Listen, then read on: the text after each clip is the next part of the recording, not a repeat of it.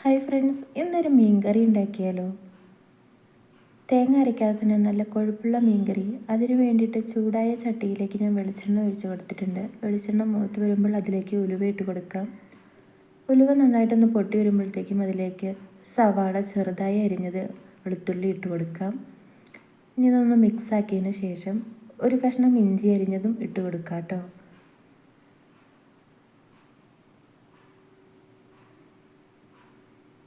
ഇനി ഇതിലേക്ക് 3 പച്ചമുളക് നീളത്തിൽ കീറിയതും ഇട്ട് കൊടുക്കാം.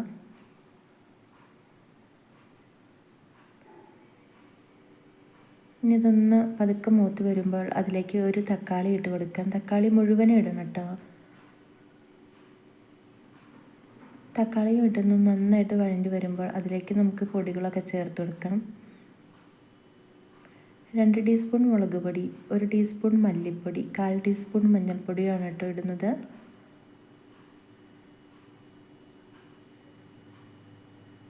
ഇനി നന്നായിട്ടൊന്ന് മൂത്ത് വരട്ടെ.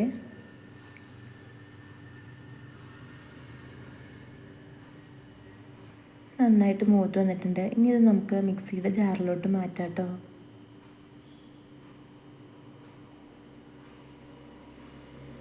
പെട്ടെന്ന് തന്നെ മാറ്റണം കേട്ടോ, അല്ലെങ്കിൽ കരിഞ്ഞു പോകും കേട്ടോ. ഇനി ഇതൊന്ന് ചൂടാറുമ്പോൾ അല്പം വെള്ളം ചേർത്ത് നമുക്കൊന്ന് പേസ്റ്റ് രൂപത്തിൽ അരച്ചെടുക്കാം. ഇതുപോലെ അരച്ചെടുത്തിട്ടുണ്ട് കേട്ടോ. ഇനി ഇത് മീൻ ചട്ടിയിലേക്ക് ഒഴിച്ചു കൊടുക്കാം. അല്പം വെള്ളം കൂടി ഒഴിച്ചു കൊടുക്കാം കേട്ടോ. അപ്പോൾ എൻ്റെ വീഡിയോ ഇഷ്ടപ്പെടുന്ന കൂട്ടുകാരുണ്ടെങ്കിൽ ഒന്ന് ലൈക്കും ചെയ്ത് ഷെയർ ചെയ്ത് കമൻറ്റ് ചെയ്യണേ. കൂടെ സബ്സ്ക്രൈബും ചെയ്യണേ. ഇനി ഇതിലേക്ക് അല്പം ഉപ്പും കൂടി ഇട്ട് ഇളക്കാം. നന്നായിട്ടൊന്ന് ഇളക്കി കൊടുക്കാം കേട്ടോ.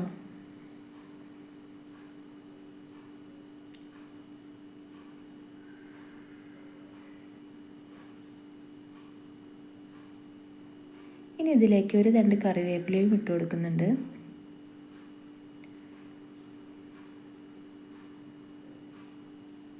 കുടംപുളി ഞാൻ നേരത്തെ വെള്ളത്തിലിട്ട് വെച്ചേക്കുന്നതാണ്, അതും കൂടി ഇട്ട് കൊടുക്കാം.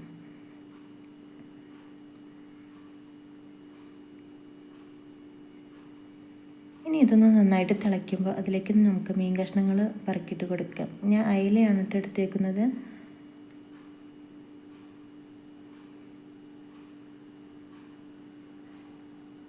തിളച്ചതിന് ശേഷം മാത്രം മീനിട്ട് കൊടുക്കുക കേട്ടോ. തിളയ്ക്കുമ്പോൾ തന്നെ അതിലേക്ക് ഉപ്പും പുളിയും ഒക്കെ പിടിച്ചോളും ആ ചാറിലോട്ട്.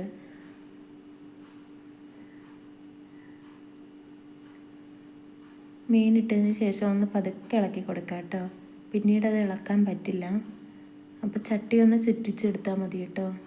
അങ്ങനെ മീനൊക്കെ നന്നായിട്ടൊന്ന് തിളച്ച് വന്നിട്ടുണ്ട്.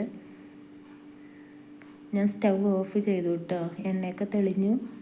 അപ്പോൾ ഇഷ്ടപ്പെട്ടാൽ എല്ലാവരും ഒന്ന് ട്രൈ ചെയ്ത് നോക്കൂ കേട്ടോ.